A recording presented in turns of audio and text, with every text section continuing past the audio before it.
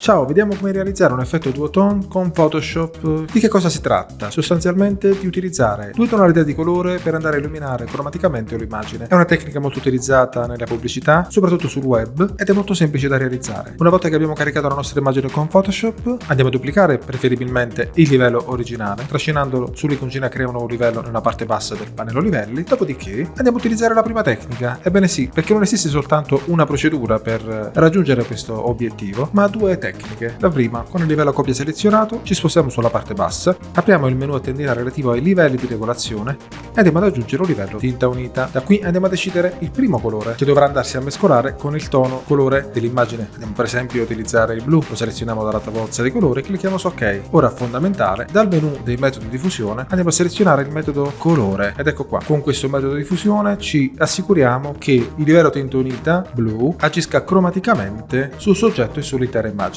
Ora andiamo a duplicare questo livello tonalità, trascinandolo sull'iconcina crea nuovo livello. A questo punto facciamo un doppio clic sull'iconcina della tavolozza e andiamo a selezionare un secondo colore che potrebbe essere il rosa, magari anche più scuro, così da dare un effetto anche più realistico al mix tra i due colori. Clicchiamo su ok, resta ovviamente sottinteso che il metodo di fusione è colore, dopodiché andiamo a selezionare la maschera di riempimento per quanto riguarda il secondo livello di regolazione, dopodiché selezioniamo il pennello, assicuriamoci di agganciare come primo colore di primo piano il nero, andiamo a selezionare una dimensione tale da poter raggiungere e colorare metà dell'immagine velocemente, selezioniamo chiaramente la punta morbida, dopodiché andiamo a nascondere la parte immagine per la quale vogliamo evidenziare la tonalità di colore alternativa. In questo modo abbiamo sostanzialmente una doppia tonalità di colore che riempie questa immagine, la tecnica che prevede l'utilizzo del livello di decorazione tinta unita. Vediamo ora la seconda tecnica, un po' più sofisticata, se vogliamo anche un po' più precisa, perché ci permette di controllare ancora meglio l'effetto duotone. Per sicurezza facciamo una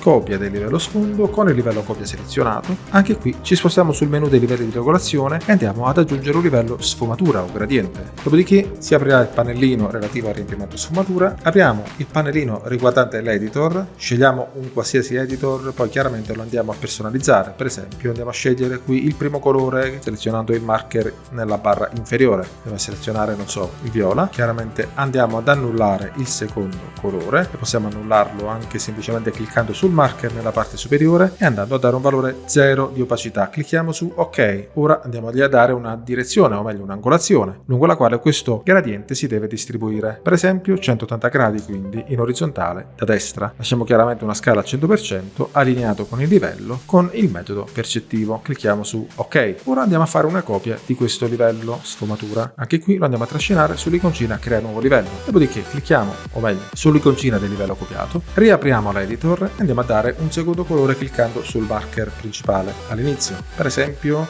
un blu notte. Clicchiamo su ok e di nuovo ok.